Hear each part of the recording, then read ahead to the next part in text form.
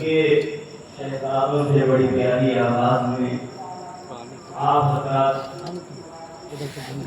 کلام سماعت فرما رہے تھے۔ اللہ ان بچوں کے علم میں عمر میں بے پناہ برکتیں عطا فرمائے۔ ہم سب کے ایمان کی جان مال عزت آبرو ایمان کی حفاظت فرمائے۔ اور وہ بچہ ارباز جس کے لیے دعائیں کی آیت کریمہ کی مگر قدرت کو جو مضبوط تھا وہی ہوا۔ اللہ تبارک و تعالیٰ اس کی مغفرت فرمائے، میرے والد کی مغفرت فرمائے، ہم سب کے گناہوں کو خطاؤں کو اللہ معاف فرمائے۔ ہم یہ نہیں سمجھتے ہیں کہ زندگی بہت ہے، لیکن جب زندگی ختم ہوتی ہے تو پتہ چلتا ہے کہ زندگی مشکل ہے۔ اس لیے ہمیشہ آخرت کی تیاری میں رہنا چاہیے، آخرت کی تیاری میں رہنا چاہیے، روزے رکھ کر آخرت کی تیاری، نمازیں پڑھ کے آخرت کی تیاری۔ حج فرض ہے تو حج ادا کرے، فرض ہے تو اس کی دینے کی بھی نیت کریں، اس کی ادائیگی کی کوشش کریں۔ آخرت کی تیاری بے حد ضروری ہے۔ اللہ نے جو مال دیا اسی کا ہے، اولاد بھی وہ بھی اسی کی عطا کی ہوئی ہے، لیکن بہتر یہ ہے کہ ہم اولاد سے بھی دین کے کام لیں، اور مال دیا ہے تو مال سے بھی دین کا کام لیں، راہ خدا میں خرچ کرنے سے پیچھے نہ ہٹیں۔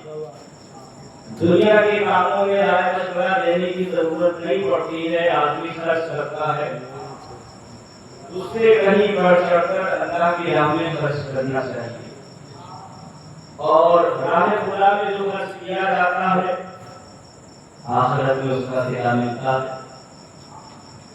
ہم تو مال کی بات کرتے ہیں، خرچ کرنے والوں نے اپنی جانیں خرچ کرتی ہیں، اپنی جانیں قربان کرتی ہیں، اور وہ بھی جانیں کیسی، بڑی بڑی قیمتی جانیں جن پر رسول پاک کو ناز ہے، صحابہ کرام کو ناز ہے، وہ قیمتی جانیں گئی ہیں۔ اللہ ان کے درجات کو بلند فرمائے۔ ویڈیو گرافی نہ کریں، بس امام حسین کی محفل ہے، ادب کے ساتھ احترام کے ساتھ بیٹھے رہیں، سنتے رہیں، جو سنیں گے انشاءاللہ روح میں مضبوطی آئے گی، تازگی آئے گی۔ الحمدللہ رب العالمین والعاقبۃ للمتقین والصلاۃ والسلام علی رسولہ محمد وآلہ واصحابہ اجمعین۔ اما بعد فاعوذ باللہ من الشیطان الرجیم، بسم اللہ الرحمن الرحیم۔ انا للہ وانا الیہ راجعون۔ صدق اللہ مولانا العظیم وبلغنا رسوله النبی الامین المجید الکریم ونحن علی ذلک لمن الشاہدین والشاکرین والحمد للہ رب العالمین۔ آئیے مل کر نبی کی بارگاہ میں، ان کے صحابہ کی بارگاہ میں، ان کی آل کی بارگاہ میں درود و ثنا کا نذرانہ پیش کریں۔ پڑھیے اللہم صل علی سیدنا و مولانا و مولانا و مولانا محمد صلی و سلام علیکہ وعلى آلك وأصحابك يا رسول الله صلى الله تعالى عليه وسلم۔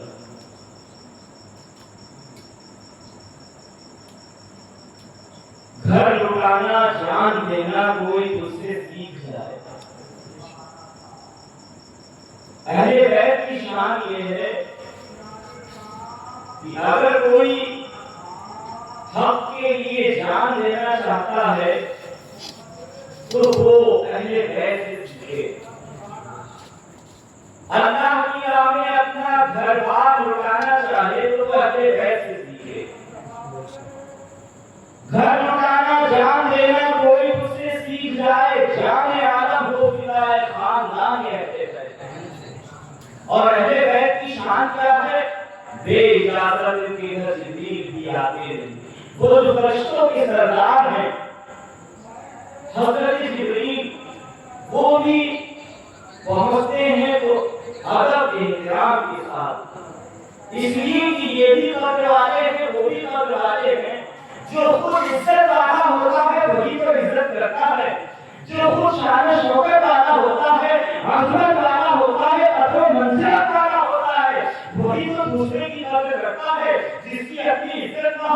یزید کی اپنی کوئی عزت نہیں تھی، اس کی کوئی قدر و قیمت نہیں تھی، بیکار تھا، غریب تھا، جہنم کا ایندھن تھا۔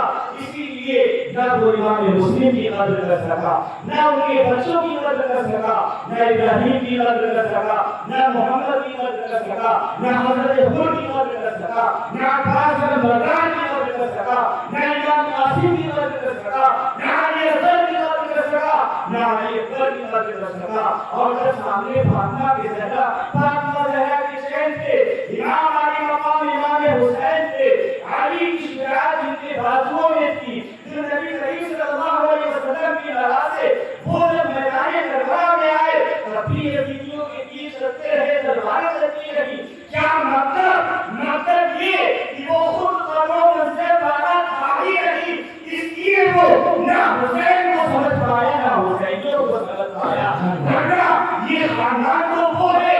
یزید کیا چیز ہے، یزید کی حیثیت کیا ہے، یزید کی اوقات کیا ہے، یزیدی کتے امام حسین نے قدموں کی دھول کے برابر کی نہیں ہے۔ حسین تو وہ ہے کہ ان کے گھر پہ فرشتوں کے سردار بھی آتے ہیں، وہ عزت و احترام کے ساتھ آتے ہیں۔ ان کے گھر میں بے اجازت جبریل بھی جاتے نہیں۔ قبر والے جانتے ہیں قبر و شان اہل بیت، گھر اٹھانا جان دینا، کوئی تو سے سیکھ جائے، جانے الگ ہو جائے خاندان اہل بیت۔ اللہ کی رحمتیں ہوں شہیدوں پر، اور مذہب اسلام کے لیے، حقانیت کے لیے، قرآن کریم کے لیے، خانہ کعبہ کے ادب و احترام کی تعظیم کے لیے، اسلام کے قانون کے لیے، جہاں جوانوں نے قربانیاں پیش کی ہیں، بوڑھوں نے قربانیاں پیش کی ہیں، تاریخ کے اوراق پلٹ کر دیکھیے، اس کے لیے ہم کوئی اور بے باکی کے لیے ننھے بچوں نے قربانیاں پیش کی ہیں۔ اسلام کے ہم صفحات کو پڑھتے ہیں تو چاہے بدر کا میدان ہو یا احد کی بات ہو، بچوں کا ذکر ضرور چلتا ہے، تو کربلا کی بات ہو اور یہاں پر بچوں کی بات نہ ہو، یہ بات مکمل ہو ہی نہیں سکتی۔ یاد کیجیے وہ بات جب خطوط پہ خطوط آتے رہے، قاصد پر قاصد آتے رہے، حسین تم سے بڑھ کر پورب میں کوئی نہیں ہے، حسین تم سے بڑھ کر پچھم میں کوئی نہیں ہے، ہم نے اتر بھی دیکھ لیا، ہم نے دکن بھی دیکھ لیا، ساری دنیا میں کائنات میں اگر سب سے بہتر، سب سے بڑھ کر ذات، سب سے اچھی شخصیت کوئی ہے تو امام حسین ہے۔ حسین تمہیں مکہ چھوڑنا ہوگا، حسین تمہیں مدینہ چھوڑنا ہوگا، تمہیں کربلا میں آنا ہوگا، یزید طرف نشین ہو رہا ہے، ہم لوگ نہیں چاہتے ہیں کہ یزید خلیفہ بنے، حسین ہمارے فیصلے کے لیے آ جائیے، آپ اگر آ جائیں گے تو ذرا سی دیر میں مسئلہ حل ہو جائے گا۔ امام حسین نے خطوط پہ خطوط چلائے تو یہاں بھی جواب دینا ہے، کل قیامت کے دن بھی جواب دینا ہے۔ امام حسین نے سوچا کہ کل رب نے اگر پوچھا کہ حسین کربلا والے بلاتے رہے تم کیوں نہیں گئے، کوفہ والے بلاتے رہے تم کیوں نہیں گئے، ہم کو باطل کی بات تھی، وہاں پر ہم کو باطل کا فیصلہ ہونا تھا، نماز رسول کیوں نہیں پہنچے، فاطمہ کی تعلیم کہاں ہے، علی کی تربیت کہاں ہے، حسن کی تعلیم کہاں ہے، رسول اکرم صلی اللہ علیہ وسلم کی تعلیم کہاں ہے۔ آخر اس تعلیم کے لیے جو فاطمہ زہرا نے دی ہے، وہ تربیت کے لیے جو مولا علی نے دی ہے، وہ تعلیم و تربیت نبی کریم صلی اللہ علیہ وسلم نے امام حسین کو عطا کی ہے۔ امام حسین بھولے نہیں ہیں، اس کی تعلیم کی بنیاد پہ جب لوگ کہتے رہے حسین کوفہ والے آپ کے لیے پر کے بچھانے والے نہیں ہیں، کوفہ کے لوگ اپنا دل بچھانے والے نہیں ہیں، اتہاس گواہ ہے، تاریخ میں غداروں میں جب نام آتا ہے تو کوفہ والوں کا نام ضرور آتا ہے، وہاں جانا ٹھیک نہیں ہے۔ اس پر امام حسین نے اپنے چچا بھائی امام مسلم کو بھیج دیا، آپ جائیں اور جا کر دیکھیں حالات کیسے ہیں، اگر واقعی حسین کی ضرورت ہے، اگر سچ میں لوگ حق کی خاطر بلا رہے ہیں اور لوگ چاہتے ہیں کہ یہ فیصلہ حسین کے ہاتھ پہ ہو تو حسین اپنی جان کی پرواہ کیے بغیر کوفہ میں جانے کے لیے تیار ہے، سر کٹے تو کٹ جائے، لیکن حسین نہ ایمان والوں کا سر جھکنے دے گا اور نہ اپنا سر جھکنے دے گا۔ اور دنیا نے دیکھا، زمین نے دیکھا، آسمان نے دیکھا، ایک دن وہ بھی آیا کہ حسین کا سر تو کٹ سر کو جھکا نہ سکے، کوئی طاقت حسین کے سر کو جھکا نہ سکی۔ سر کٹانا، گھر لٹانا، جان دینا کوئی کس سے سیکھ جائے، جان عالم مفتا ہے خاندان اہل بیت بے اجازت ان کے گھر جبریل بھی آتے نہیں، اور دوبارے جانتے ہیں قدر و شان اہل بیت کیا بات رضا اس چرمنستان کرم کی زہرا کلی اس کی حسین اور حسن پور، یہاں تو فاطمہ زہرا کا بھی جواب نہیں ہے، امام حسن کا بھی جواب نہیں ہے، امام حسین کا جواب نہیں۔ جب امام مسلم سے کہا گیا تو امام مسلم کربلا کی طرف روانہ ہو گئے، اور کربلا پہنچ کر انہوں نے دیکھا لوگ بڑی تعداد میں جمع ہو رہے ہیں، امام مسلم کے ہاتھ پر امام حسین کی بیعت کر رہے ہیں۔ ہم نے امام مسلم کے ہاتھ کو امام حسین کا ہاتھ مان لیا، کوفہ والوں کا ہاتھ امام مسلم کے ہاتھ پر، کربلا والوں کا ہاتھ امام مسلم کے ہاتھ پر، ملک شام کے لوگوں کا ہاتھ امام مسلم کے ہاتھ پر، سیریا کے سارے لوگوں کا ہاتھ امام مسلم کے ہاتھ پر، دمشق کے لوگوں کا ہاتھ امام مسلم کے ہاتھ پر، یمن کے لوگوں کا ہاتھ امام مسلم کے ہاتھ پر، عراق کی سرزمین پہ جتنے بھی باشندے ہیں ان کے دلوں میں ان کے دل کی جو دھڑکنیں ہیں وہ حسین حسین کو آ رہی ہے۔ اور جب یہ نظارہ کربلا کی سرزمین پر امام مسلم نے کہا تو دیکھا تو امام مسلم نے فوراً ہی امام حسین کے پاس پیغام پہنچا دیا، حسین جو بات تھی بالکل سچ تھی، جو ناصر تمہارے پاس آتے تھے ان کا آنا واقعی سچا ہے، تمہیں آنا پڑے گا حسین۔ لوگوں نے ایک دو تعداد میں نہیں بلکہ ہزاروں کی تعداد میں تمہارے ہاتھ پر میرے ہاتھ پر بیعت کی ہے۔ امام مسلم کا جیسے ہی یہ پیغام پہنچتا ہے امام حسین کربلا کی طرف رخ کر دیتے ہیں، مکہ کو چھوڑ کر مدینہ کو چھوڑ کر نانا جان سے اجازت لے کر وہ کربلا کی طرف بڑھ رہے ہیں۔ ادھر امام مسلم کے ہاتھ پر بیعت کرنے والوں کو جب یزید کے سپاہی نے یزید کے کتے نے ابن زیاد نے مجبور کیا تو لوگوں کو پیچھے ہٹنا پڑا، اتنا پیچھے ہٹ گئے یا امام مسلم تنہا رہ گئے، یہاں تک کہ یزیدی کتوں نے امام مسلم کو شہید کر دیا، جان دی ہوئی اسی کی تھی۔ اب یہ ہے کہ پتا نہ ہوا، اب تو یہ ہے کہ پتا نہ ہوا۔ یہ ایمان والے جب بھی اپنی جان دیتے ہیں افسوس نہیں کرتے ہیں بلکہ اس پر خوشی کا اظہار کرتے ہیں کہ ہم نے جان دی ہے تو مصطفیٰ کے لیے دی ہے، ہم نے جان دی ہے قرآن کے لیے دی ہے، ہم نے جان دی ہے ایمان بچانے کے لیے دی ہے، ہم نے جان دی ہے راہ خدا میں جان دی ہے۔ یہ جان ہے کس کی؟ انا للہ و انا الیہ راجعون۔ یہ سب کچھ اسی کا ہے، بڑا تن من دھن سب پھونک دیا، یہ جان بھی پیارے جانا مصطفیٰ کے نام پر نہ جانے کی جانے قربان ہوئی ہے اور اسلام نے قبول کیا، ہم نے قبول کیا، میرے رب نے ان جانوں کو قبول کیا۔ امام مسلم کی شہادت کے وقت امام مسلم کو بالکل بھی افسوس نہیں تھا، ذرا برابر بھی پاؤں میں لرزش نہیں آئی، انہوں نے باقی سے سمجھوتا نہیں کیا۔ ہاں اگر افسوس تھا تو اس بات پر افسوس تھا کہ میں نے امام حسین کو پیغام پہنچا دیا ہے، جتنی جلدی ہو سکے کربلا آ جائے۔ آپ کوئی چلا کر امام مسلم کی تمنا تھی، آپ کوئی جا کر امام حسین سے کہہ دے کہ کوفہ کے لوگ غدار ہو چکے ہیں، بے وفا ہو چکے ہیں، یہاں کی سرزمین اب اس لائق نہیں ہے کہ حسین اس پر اپنا مقدس مبارک قدم رکھے۔ کوئی جائے اور حسین کو جا کر بتا دے تاکہ میرے حسین ان لوگوں کے چکر میں نہ آئے، ان کے خاطر مکہ نہ چھوڑے، ان کے خاطر مدینہ نہ چھوڑے۔ اگر امام مسلم کی تمنا تھی تو بس اتنی ہی تمنا تھی، لیکن کوئی قاصد امام حسین تک نہ پہنچ سکا۔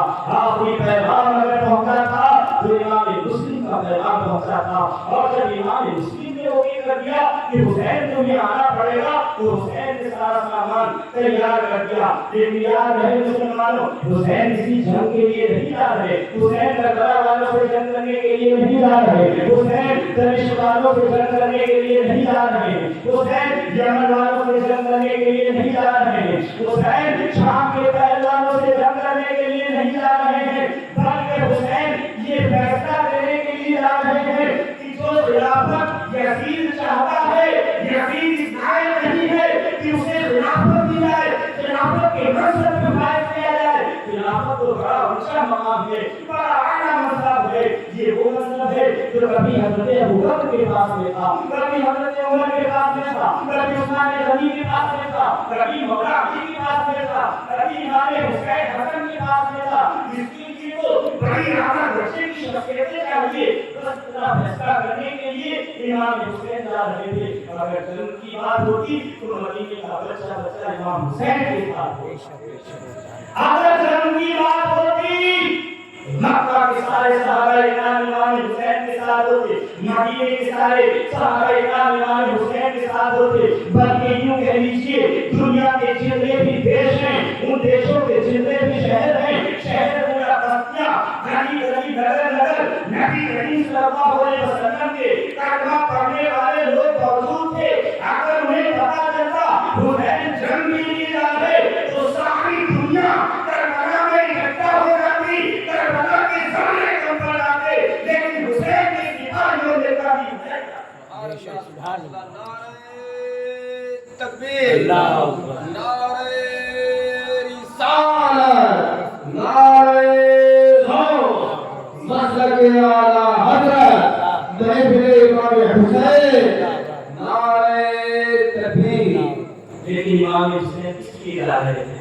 یہ تلوار سے لشکر ہو کے نہیں جا رہے تھے، لشکر کو لے کر نہیں جا رہے تھے۔ ہاں اتنا ضرور تھا کہ عرب کی رسم و رواج کے مطابق ہر فرد کے پاس میں ایک تلوار تو ہوتی ہے، ایک نیزہ تو ہوتا ہی ہے، ڈھال تو ہوتا ہی ہے، لیکن آپ انہیں دیکھ لیجیے، ان کے بھائیوں کو دیکھ لیجیے، ان کے بھتیجوں کو دیکھ لیجیے، ان کے شہزادوں کو دیکھ لیجیے، یہ کیا اسلام کا لشکر ہے؟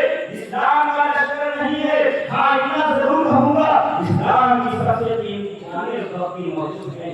امام حسین سے قیمتی نہ پورب میں، نہ پشچم میں، نہ اتر میں، نہ دکھن میں۔ اسی لیے کربلا والوں نے کہا یزید تخت نشین ہونا چاہتا ہے، وہ خلیفہ بننا چاہتا ہے۔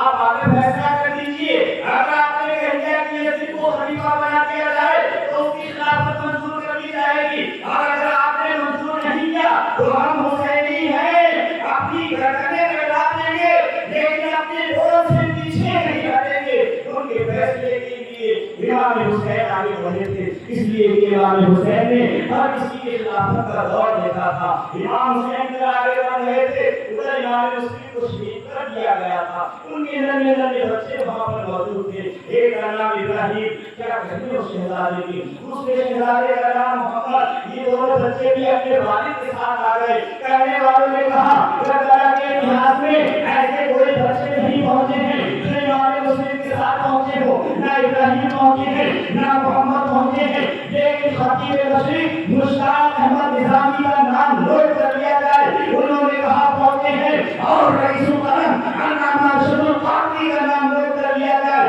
انہوں نے کہا امام مسلم کے ساتھ ان کے دونوں شہزادے موجود تھے، ابراہیم بھی موجود تھے اور محمد بھی موجود تھے۔ ایک اور ہمارا نوٹ کر لیا جائے، بھارت کی سرزمین پر شاید ہی ایسا کوئی مفتی ہو آئے صاحب جس نے مفتی جلال الدین صاحب کے ربے نہ ان کی کتابوں سے فتاوی فیض رسول سے فتاوی فقیہ ملت سے ایسا کوئی مفتی ہوگا جس نے نقل نہ کیا ہو۔ اس لیے کہ ہر کوشش سے انہوں نے بات کی ہے، ان کے حوالے سے بھی یہ بات ملتی ہے۔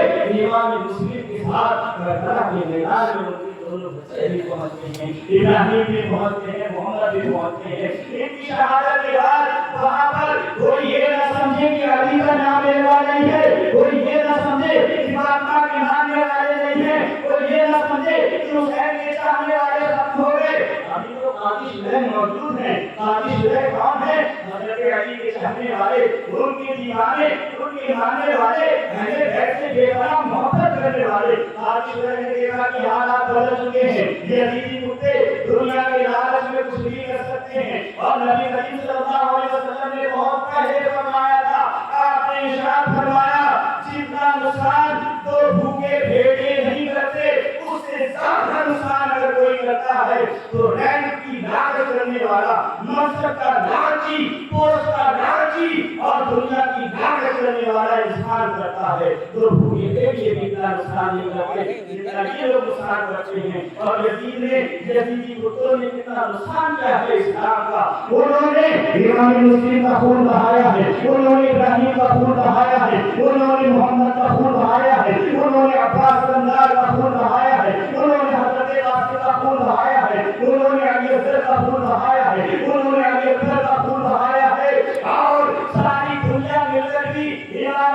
بہن کے خون کے قطرے کا بھی مقابلہ کرے تو نہیں کر سکتی. ابراہیم کی خون بھی یزیدی کتوں نے یزید کے حکم پر بہایا ہے. کربلا کا ذرہ ذرہ گواہ ہے, آسمان گواہ ہے, تاریخ کا پورا پورا گواہ ہے. ہر طرف اس شہادت کو بھول نہیں سکتا. آسمان آج بھی خون کے آنسو رو رہا ہے, اس لیے کہ انہوں نے ظلم و ستم میں کوئی غلطی نہیں رکھی تھی. آپ شعر جانتے ہیں جنہوں نے امام مسلم کا خون بہایا ہے وہ ان کے بچوں کا بھی خون بہا سکتے ہیں. اپنے بیٹے سے کہا اگر مدینہ منورہ کے لیے ایک قافلہ جانے والا ہے, دونوں شہزادوں کو جاؤ اس قافلے میں چھوڑ دو.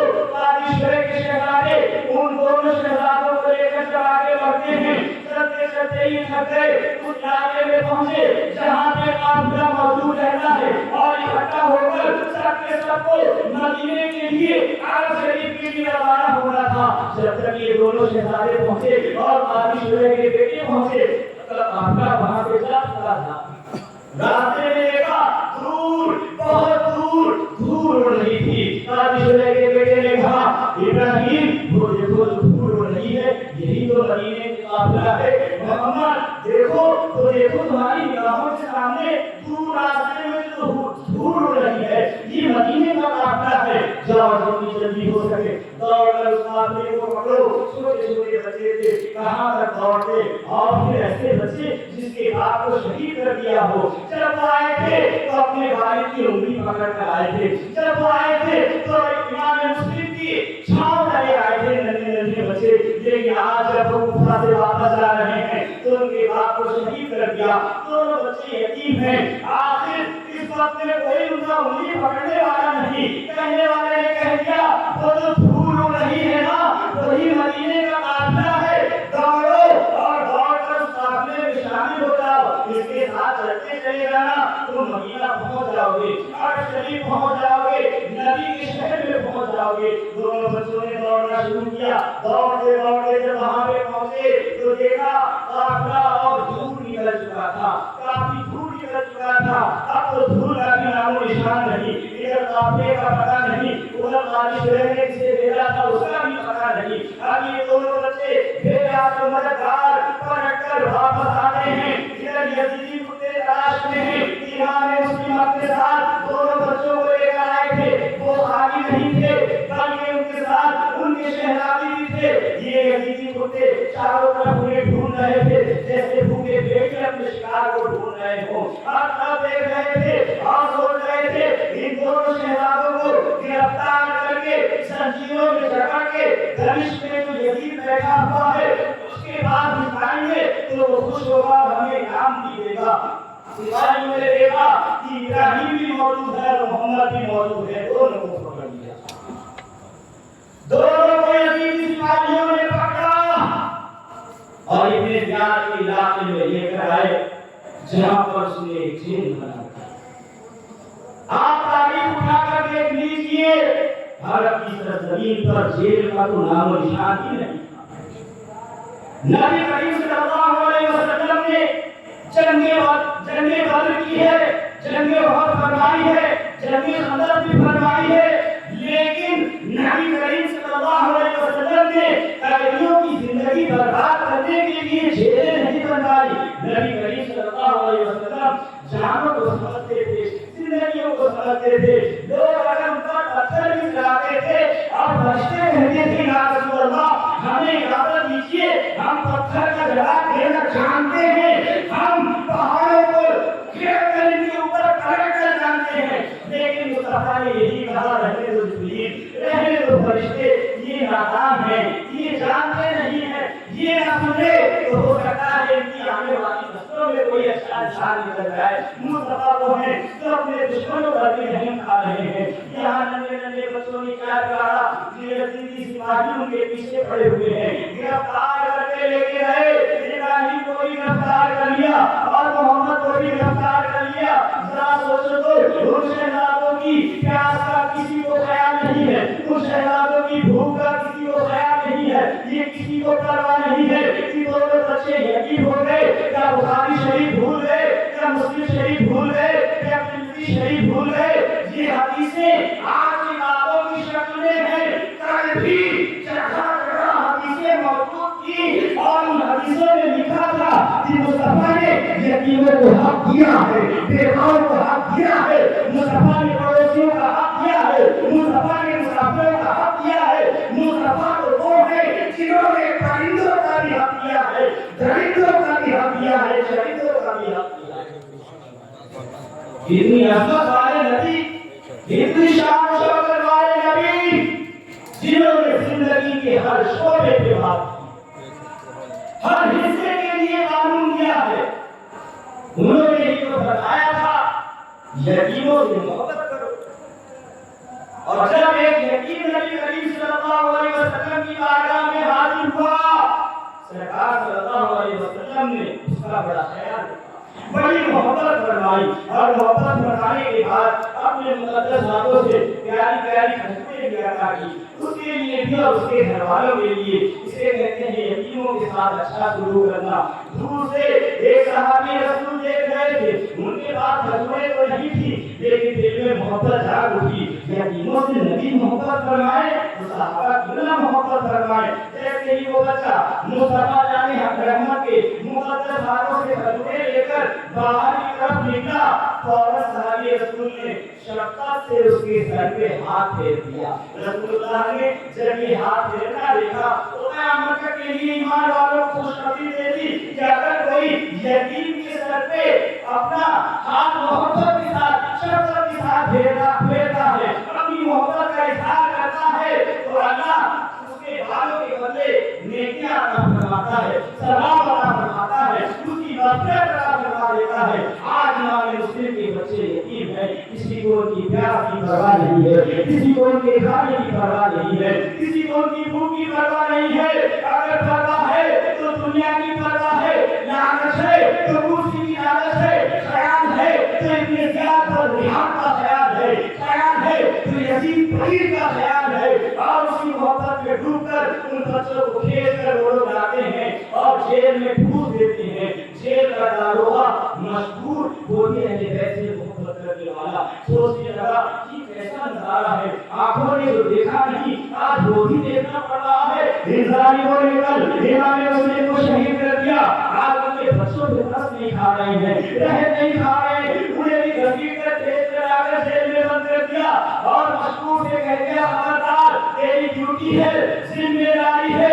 ابن زیاد کو بھی پتا ہے، دوسروں کو بھی پتا ہے، لشکر کو پتا ہے، مسلم کو شہید کر دیا، بچے قید و بند میں ہیں، جیل میں ہیں، جیل کی پوری نگرانی کرنا مشکور ہے، دروغہ تیری ذمہ داری ہے۔ لیکن مشکور کے دل میں ابراہیم کی بھی محبت تھی، مشکور کے دل میں محمد کی بھی محبت تھی، اس لیے جیسے ہی موقع ملا فوراً جیل کے داروغہ نے دونوں بچوں کو قید سے نکالا، پیار کیا، ان کی عزت کی، ان کی عزت کی۔ قدر والے جانتے ہیں قدر شان اہل بیت، جو عزت والے ہوتے ہیں وہی تو دوسروں کی عزت کرتے ہیں، جو قدر والے ہوتے ہیں وہی تو دوسروں کی قدر کرتے ہیں۔ اور اپنی انگوٹھی نکال کر ان بچوں کو دی اور انہوں نے کہا سنو آپ قادسیہ کے لیے روانہ ہو جاؤ، قادسیہ جاؤ، وہاں تمہاری عزت کرنے والے لوگ موجود ہیں، تمہارا احترام کرنے والے موجود ہیں، خود بھوکے رہیں گے تمہاری بھوک کی فکر کریں گے، خود پیاسے رہیں گے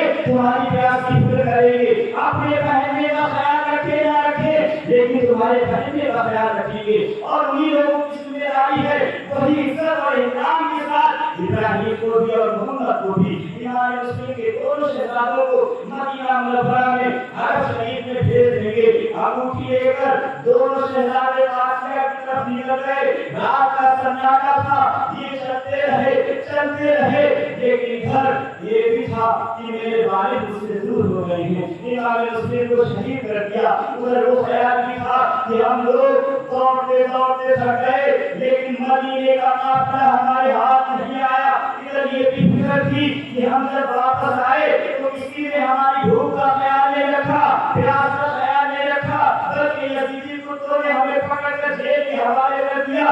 وہ تو اچھا تھا کہ جیل کا داروغہ ہمارا چاہنے والا، محبت کرنے والا، رات اسی میں گزر گئی۔ خدا کو یہی منظور تھا، قسمت میں جو لکھا تھا وہ ہونا بھی تھا، وہ شہزادے رات بھر چلتے رہے لیکن معاشیہ نہ پہنچ پائے۔ جب صبح ہونے والی تھی تو فجر کے وقت میں ایک پانی کے کنارے پیڑ تھا، اس پیڑ جو پیڑ ٹھوکرا تھا اسی ٹھوکرے پیڑ میں چھپ گئے وہ لوگ، وہیں بیٹھ گئے، وہیں آرام کرنے لگے۔ صبح رمضان ہوتی ہے تو ایک پاکیزہ بیوی کی قریب آتی ہے پانی بھرنے کے لیے، جیسے ہی اس نے پانی کی طرف اپنا برتن لگایا پانی میں شہزادوں کے چہرے نظر آ گئے۔ وہ پانی سبحان اللہ شیشے کا کام کر رہا تھا، پانی میں جیسے ہی ابراہیم کی شکل نظر آئی وہ شہزادی چونک گئی، اتنا پیارا چہرہ ہم نے تو کبھی زندگی میں دیکھا ہی نہیں، اتنے خوبصورت شہزادے، اللہ اکبر، پانی بھرنا بھول گئی۔ ایک رات پہنچی، شہزادوں کو دیکھا، پوچھا کون ہو تم؟ سچے تھے،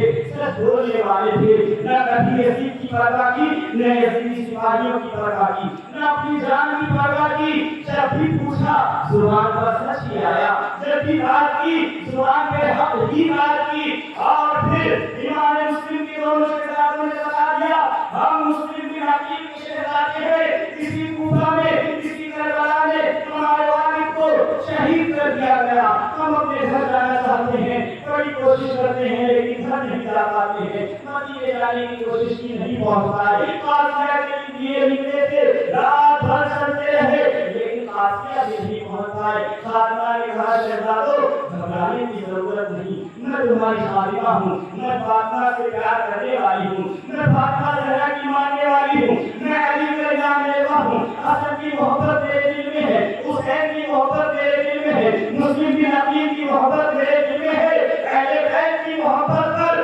خاندان جان سب کچھ قربان۔ شہزادو ڈرنے کی ضرورت نہیں، گھبرانے کی ضرورت نہیں، میری جو مالکن ہے وہ بھی بڑی اچھی ہے، وہ بھی آپ کا نام لینے والی ہے، اہل بیت سے محبت کرنے والی۔ پانی بھرا اور دونوں شہزادوں کو لے کر اپنی مالکن کے پاس پہنچ گئی۔ مالکن نے دونوں شہزادوں کو دیکھا، اپنی بستر پر ناز کیا، پروردگار کتنا بھی لمبا سجدہ کروں تیرا حق ادا نہیں ہو سکتا، کتنا بھی شکر ادا کروں تیرا حق ادا نہیں ہو سکتا۔ مہمان تو بہت دیکھے، آج تم نے میرے گھر میں اتنے پیارے شہزادوں کو مہمان بنا کر بھیج دیا، مولا تیرا احسان، تیرا فضل و کرم۔ مسلم بن عقیل کے شہزادے میرے گھر میں ہیں، کبھی درد کو دیکھتے ہیں کبھی بیماروں کو دیکھتے ہیں، یا اللہ میرا گھر اس لائق کہاں ہے ان شہزادوں کے ننھے سے قدم زمین پر رکھے جائیں، ایسی کوئی چادر بھی نہیں ہے جو ان کے لیے بچھا دوں، کیا کھلاؤں کیا پلاؤں، سینے سے لگاؤں کہاں رکھوں، میرا گھر تو ضائع ہی نہیں ہے۔ یہ شہزادے تو بڑے اعلیٰ درجے کے ہیں، بڑی بلند نصیبے والے ہیں، ہم جانتے ہیں جنت بنی ہے تو انہی شہزادوں کے لیے بنی ہے، ہمیں تو جنت ملے گی انہی کے صدقے میں ملے گی، ورنہ ہمارے پاس ایسی کوئی نیکیاں نہیں ہے جس پر ہم ناز کریں۔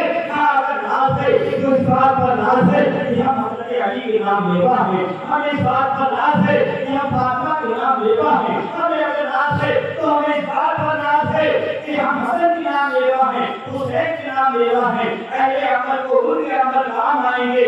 میرا ایمان تیرے سوا اللہ ہے خبر۔ شہزادوں کو نہلایا دھلایا، بڑا خیال رکھا، اپنے ہاتھوں سے ہلایا، پیٹ بھر گیا، پانی پلایا، دن بھر خدمت کرتی رہی اور ایک کمرے میں ان شہزادوں کو آرام کے لیے لٹا دیا۔ دونوں شہزادے اپنے بھائی کو یاد کرتے رہے، مدینہ منورہ کی گلیوں کو یاد کرتے رہے، وہ گلیاں جو نبی کی خوشبوؤں سے مہکتی رہتی، ان کی مہکتے دل کے گلچے کھلا دیے ہیں، جس راہ چل دیے ہیں گلچے بتا دیے، کہاں مدینے کی گلیاں، کہاں کربلا کا جھڑیل میدان، کہاں وہ شہزادے اور کہاں یہ ریتیلی زمین۔ سوچیے تو کیسا امتحان ہے۔ مالکین نے بڑے پیار سے خادمہ بن کر ان شہزادوں کی خدمت کی، اپنے رب کو راضی کر لیا۔ بڑی حیرت کی بات ہے، کبھی شوہر خدمت والا ہوتا ہے بیوی بدبخت نکل جاتی ہے، کبھی بیوی خدمت والی ہوتی ہے شوہر بدبخت نکل جاتا ہے۔ رات ہو گئی، رات کے سناٹے میں ان بچوں کو نیند آ گئی، جیسے ہی نیند آئی فوراً دروازے پہ کھٹکھٹ ہوئی اور خالد جو اس عورت کا شوہر تھا، گھر میں داخل ہوا اور عورت نے پوچھا اپنے شوہر سے کہاں تھے؟ بڑے تھکے ہارے معلوم ہوتے ہو۔ کہا اتنا بتاؤں، ذرا دھوپ نکالا، زمین نکل گئی یا آسمان آ گیا۔ کہا بات تو بتاؤ کیا بات ہے؟ کہا امام مسلم کے شہزادے دین رہے ہیں، کیا کرو گے شہزادوں کا؟ ابن زیاد نے بہت بڑا انعام رکھا ہے۔ یہ قید و بند میں تھے، مشکور گھروں کے پاس میں تھے، لیکن مشکور دروازہ نے انہیں آزاد کر دیا۔ اور جب ابن زیاد نے مشکور دروازہ سے پوچھا کہ بچے کہاں ہے تو کہنے لگا میں نے آزاد کر دیا۔ ابن زیاد نے کہا تجھے میرا گھر نہیں ہے۔ مشکور دروازہ نے کہا جس کے دل میں خدا کا ڈر ہو، نہ کوئی یقین سے ڈرتا ہے نہ کسی کو سے ڈرتا ہے۔ مجھے کسی کرنے کا خوف نہیں، میرے دل میں خدا کا خوف ہے اور میں اپنی جانوں کو ابراہیم کی قربان کر چکا ہوں۔ نعرہ تکبیر، نعرہ رسالت، نعرہ غوث، مسلک اعلیٰ حضرت۔ نعرہ جواب زور سے دیا تو بہت فضیلت ہے۔ تکبیر کا نعرہ۔ ابن زیاد نے کہا میرے دل میں میرا خوف نہیں ہے۔ کہا جس کے دل میں خدا کا خوف ہو اس کے پھر کسی کا خوف نہیں، پھر کسی کا ڈر نہیں۔ میں نے اپنی جان کو ابراہیم پر قربان کر دیا، میں نے اپنی جان کو محمد کے نام پر قربان کر دیا۔ اور دنیا کریں حضرت والے جانتے ہیں حضرت شان اہل بیت یہ تو یہ ہیں حضرت جبریل بھی کا ادب و احترام کرتے ہیں، بے اجازت کے جبریل بھی آتے نہیں۔ حضرت والے جانتے ہیں حضرت شان اہل بیت حارث آتا رہا اور اپنی بیوی کو بتاتا رہا کہ ابن زیاد نے بہت بڑا انعام رکھ دیا ہے، جسے یہ بچے مل جائیں گے آج وہ تو مالا مال ہو جائے گا۔ مجھے بھوک کی پرواہ نہیں، مجھے پیاس کی پرواہ نہیں، میں نے دن بھر گھر کا رخ ہی نہیں کیا، انہی بچوں کو ڈھونڈ رہا، لیکن نہ جانے کیا ہوا، بچے کہیں نہیں مل رہے، نہ دریا کے کنارے، نہ ریگستان میں، نہ کھیت کھلیان میں، کہیں بچوں کا نام و نشان نہیں۔ اب بیوی سمجھ گئی کہ اگر اسے بتا دیا تو شوہر بدبخت ہے، بدتمیز ہے، یہ یزیدی کتوں کے حوالے شہزادوں کو کر دے گا۔ فوراً اس کی بیوی نے کہا ارے چھوڑو ان باتوں کو، تم نے کھانا نہیں کھایا، کھانا کھا لو۔ کھانا کھا کر تھکا ہارا تھا، چاروں کھانے کی کمرے میں لیٹ گیا، بے خبر ہو کے سو گیا۔ آدھی رات سے زیادہ وقت گزر گیا، ادھر فجر کا وقت ہونے والا تھا، ادھر شہزادوں کی نیند اچانک ٹوٹی اور جیسے ہی شہزادوں کی نیند ٹوٹی تو ابراہیم نے محمد کو گلے لگا لیا، محمد نے ابراہیم کو گلے لگا لیا اور گلے لگانے کے بعد دونوں بچے روئے۔ اتنی تیز آواز ہو گئی کہ پیغمبر والے کمرے میں بھی آواز آنے لگی۔ بچے جب روتے ہیں تو بڑی آواز سے روتے ہیں، بلند آواز سے روتے ہیں، اور یہ بچے جن کے بھائی کو شہید کر دیا، جو مدینہ چھوڑ کر، مدینہ منورہ کی مقدس زمینوں کو چھوڑ کر کربلا کے ریگستان میں پڑے ہوئے ہیں، ان بچوں کے دل پر کیا خوشی ہوگی۔ دونوں بچے جب ایک دوسرے کو گلے لگا کر روئے، چیخیں نکل گئی، آواز حارث کے کمرے تک پہنچی، حارث کی آنکھ کھل گئی، اپنی عورت سے کہا یہ آواز کیسی؟ کہاں سوچا تم نے کوئی سپنا دیکھا ہوگا؟ کہا نہیں، میں پہچانتا ہوں یہ ابراہیم کی آواز ہے، یہ محمد کی آواز ہے۔ عورت نے سمجھانے کی کوشش کی، تیرا بہن ہوگا، تیرا باپ ہوگا، تم نے کوئی سپنا دیکھ لیا، تو دن بھر بچوں کو ڈھونڈتا رہا نا، وہی بات تیرے دماغ میں رچ گئی، تو تم نے سپنا دیکھا ہوگا۔ سب نے ابراہیم اور محمد کو دیکھا ہوگا، امام مسلم کے شہزادوں کو دیکھا ہوگا، سو رہا، وہ بچانے کی کوشش کرتی رہی، اس بلانے کی کوشش کرتی رہی، یہاں چیزیں پھر بلند ہوئی۔ حارث فوراً تلوار لے کر آگے بڑھا، ادھر ابراہیم نے محمد سے کہا کس بات پر رو رہے ہو؟ محمد نے ابراہیم سے کہا تم بتاؤ کس بات پر رو رہے ہو؟ ایک شہزادے نے کہا میں نے ابھی خواب دیکھا، میں نے فاطمہ زہرا کو بھی دیکھا ہے، میں نے نبی کریم صلی اللہ علیہ وسلم کو بھی دیکھا ہے، میں نے حضرت حسن کو بھی دیکھا ہے، اور میں نے اپنے والد محترم امام مسلم کو بھی دیکھا ہے، جن کے ساتھ ہم لوگ آئے تھے، جن کی انگلی پکڑ کر آئے تھے۔ میں نے دیکھا کہ نبی کریم صلی اللہ علیہ وسلم ہمارے والد محترم سے پوچھ رہے تھے کہ تم کربلا کے میدان میں ابراہیم کو چھوڑ کر چلے آئے، محمد کو چھوڑ کر چلے آئے، انہیں اپنے ساتھ لے کر کیوں نہیں آئے؟ اس پر ہمارے والد نے نبی کریم صلی اللہ علیہ وسلم کی بارگاہ میں عرض کیا رسول اللہ میں تو آ نبی ابراہیم بھی آ جائیں گے، بہت ہی جلدی محمد بھی آ جائیں گے۔ یا رسول اللہ اب دیر ہونے والی نہیں ہے۔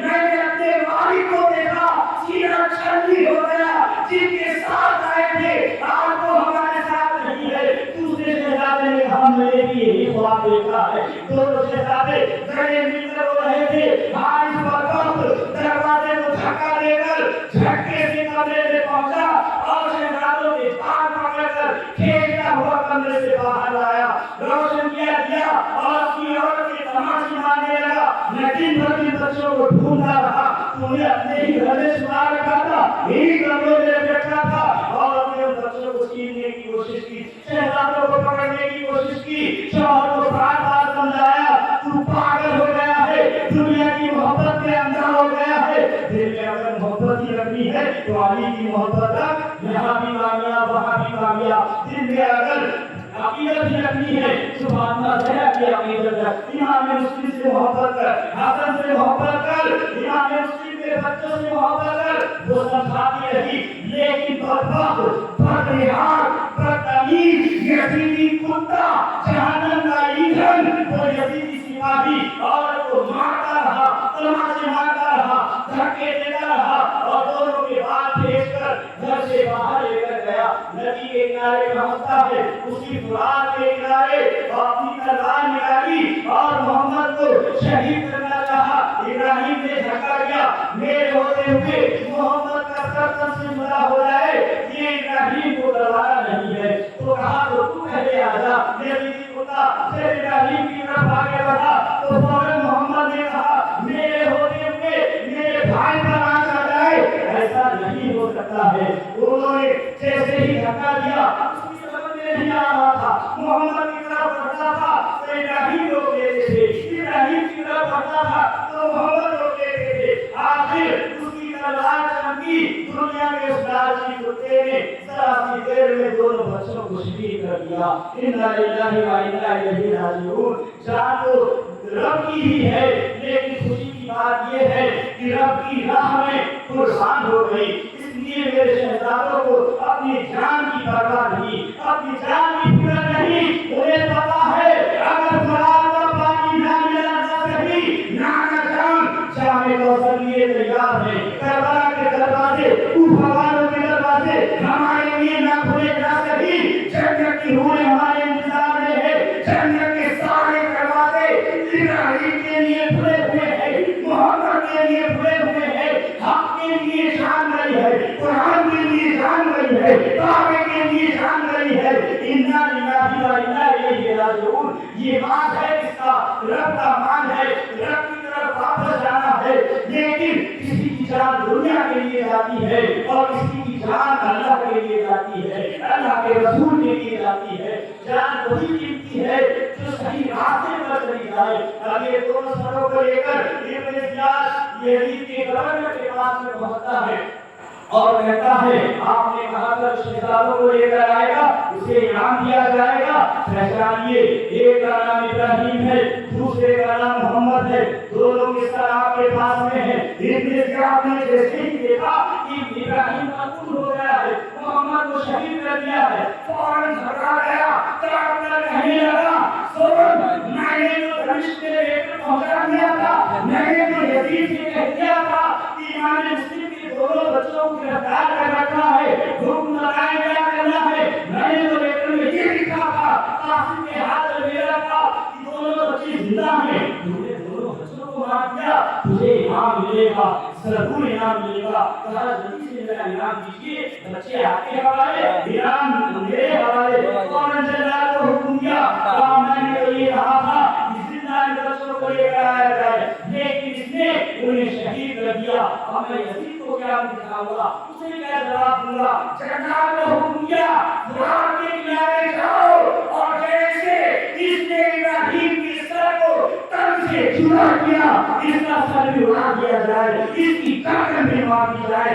اب جنرال بھری محفل میں اس یزیدی کتے کو گھسیٹتا ہوا فرات کے کنارے لے کر گیا، تلوار چمکی، ذرا سی دیر میں اس پر رخت کا سر تن سے جدا ہو گیا، نہ خدا ہی ملا نہ مثال سلم، نہ ادھر کا رہا نہ ادھر کا رہا، دنیا کا کتا دنیا کی محبت میں ڈوب کر اہل بیت کا گستاخ بنا تھا، لیکن اسے نہ دنیا مل سکی نہ آخرت مل سکی۔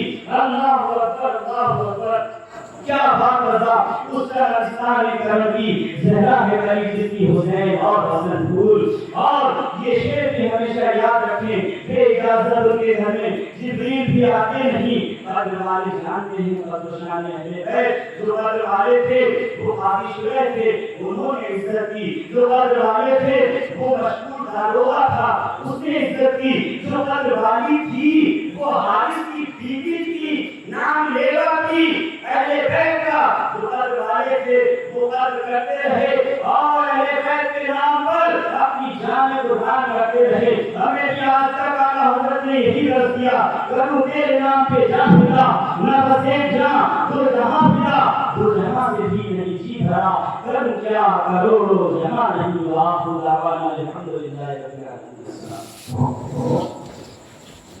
العالمین۔